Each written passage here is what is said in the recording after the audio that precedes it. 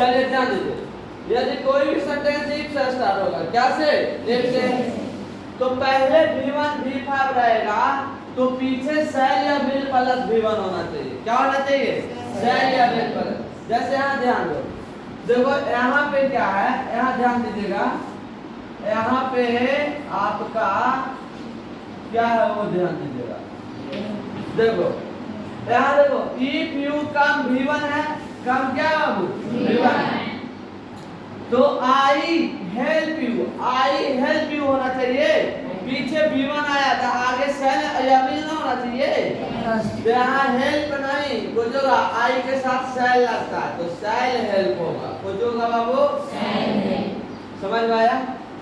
उसी प्रकार से यहाँ भी है ना, उसी प्रकार से यहाँ भी, यहाँ क्या होगा, यहाँ यदि पहले V2 रहेगा तब पीछे वुड प्लस V1 होगा। जैसे ध्यान दो, यहाँ पे देखो रोड क्या है, रोड है V2, रोड क्या है V2। तो यहाँ बिल कम नहीं, कंट्रोल नहीं होना चाहिए। क्या होना चाहिए? बिल क्या हो जाएगा? वुड। क्या हो जाएगा? वुड। वुड कंट्रोल, बिल होने पास तो इधरो पास, तो बिल के पास तो जो था वुड, तो यहाँ वुड कंट्रोल होगा। ओके,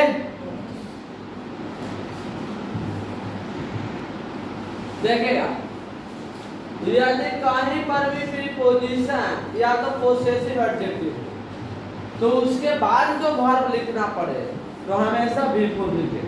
ध्यान रहे, यदि प्रीपोजिशन हो या तो पोसेसिव एडजेक्टिव कौन होता है देख लो बाबू, जैसे माई, आवर, योर,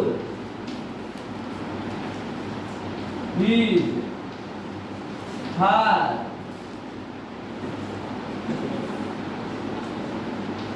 देयर, ये सब क्या है? Possessive adjective. देखिएगा यहाँ लिखा है he has bought a car, फोर कौन की है बाबू? प्रीपोजिशन।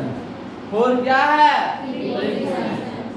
फोर के मतलब होता है के लिए, और के लिए के मतलब प्रीपोजिशन। प्रीपोजिशन है तो यहाँ ट्रैवल होना चाहिए? नहीं, यहाँ होना चाहिए ट्रैवलिंग। क्या होना चाहिए? क्योंकि बिफोर ट्रैवलिंग ना होगा।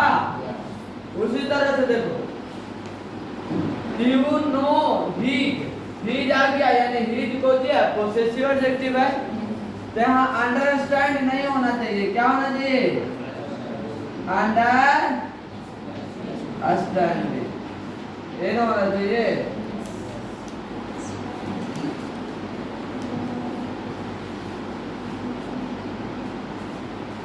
उसी तरह से यहाँ इट इज नो यूज रहे या तो इट इज नो गुड रहे, तो उसके साथ भी V1 नहीं V4, यानी क्राई नहीं होगा। क्या हो जाएगा? क्राई। एक चीज ध्यान रखना, यहाँ हम लिखवाए कि प्रीपोजिशन के साथ हमेशा V4 होगा, लेकिन एक ऐसा प्रीपोजिशन है बाबू जरा साथ खाली V1 लगता है, वो एक्सेप्शन में है, आप याद रख दीजिए। हम बॉक्स में लिखते जैसे टू है ऐसा जिसके साथ V1 आएगा। क्या आएगा? V1। इसको इंफिनिटिव कहा जाता है, बाद में बताएंगे, लेकिन यहाँ पे अभी आप नोट कर लीजिए, नहीं तो याद नहीं रहेगा तो गलती हो जाएगा। खाली टू के साथ क्या लगा सकते हैं? V1, और बाकी सब के साथ क्या लगाएंगे? V4। बाकी सब प्रीपोजिशन के साथ V4 और टू के साथ V1। समझ आ रहा है ना? ये चीज ध्यान रखना। देखो कोई भी सेंटेंस में अनटिल, टिल या अनलेस लिखा रहेगा तो हैव प्लस V3 या तो V1 V5। देखो बाबू ये इसमें दोनों लाएंगे, ध्यान रखना है लेकिन कि आपको ऑप्शन में क्या हैव हैज वाला नहीं रहेगा, तो V1 V5 वाला के साथ आंसर में होगा। ठीक है, एक ही दोनों तरह के ऑप्शन में नहीं आपको रहेंगे। ठीक है, या तो हैव हैज प्लस V3 के आधार पर होगा ऑप्शन आपको, या तो V1 V5 के आधार पर ऑप्शन होगा। ठीक है, तो क्लियर कर लेना, इसमें दोनों लगता है। ऐसा नहीं कि आप कौन लगाऊंगा, कोई डिफिनेट नहीं है, ऑप्शन के आधार पर इस तरह के प्रश्न का जवाब देना होता है। ठीक है, दोनों क्योंकि लगते हैं, लेकिन एक चीज ध्यान रखना कि टिल जब भी लगेगा जब वो नेगेटिव रहेगा। क्या रहेगा? नेगेटिव, है ना। तो जैसे यहाँ देखो, यहाँ थोड़ा सा गलती लिखे हैं, बिल नहीं खाली होना चाहिए, बिल नोट होना चाहिए। क्या? Bill note. यहाँ पे देखिएगा, ध्यान दीजिए, जैसे until he had come, he had होगा नहीं, he has होगा। क्या होगा? he had। यहाँ you will not come 2 o'clock till, और देखो नोट लगल है लेकिन बिल लगल है, बिल नहीं होना चाहिए। या तो होना चाहिए आपको यहाँ you have होना चाहिए। क्या होना चाहिए? you have not come, you have not come, यही होगा।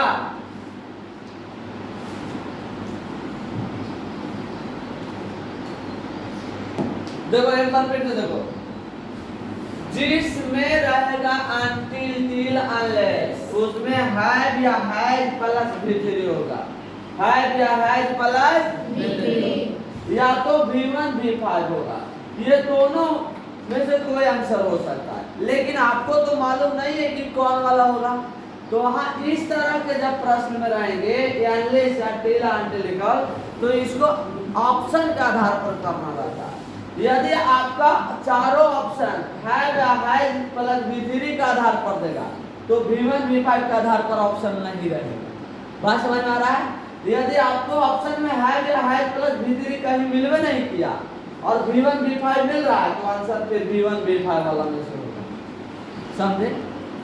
समझ में आया? यहाँ देखो, जैसे until लिखा है, यहाँ had लिखा था, had हम बताए जी, had या had होना चाहिए, सही का आधार पर कोई जगह had होगा। यहाँ देखो you will not come है और हमने till लिखा है, तो will not नहीं, have not होना चाहिए। क्या होना चाहिए? समझ में आया बात? चलिए एक तो ये आपका आज टाइम जो था ये खत्म हो गया है कि नहीं। जितना पार्ट में लगभग 4 से 5 पार्ट में हम आपको बताए हैं, है ना, 5वां पार्ट ही शायद होगा, है कि नहीं, टाइम का। ये 5 पार्ट आप बढ़िया से आपको नोट्स देख लेना है कि नहीं। जो वीडियो देख रहे हैं वो वीडियो फिर से रिप्ले करके देख लेंगे। बात समझ में आ रहा है? तो आपका टाइम से एक भी क्वेश्चन एंटर में नहीं छूटेंगे। बात समझ में आ रहा है आप लोगों के लिए भी? ठीक है, समझ रहा है ना? तो ये चीज समझना है आपको। आज इतना ही तक, अगले क्लास में कोई नया टॉपिक फिर से लाएंगे। ठीक है।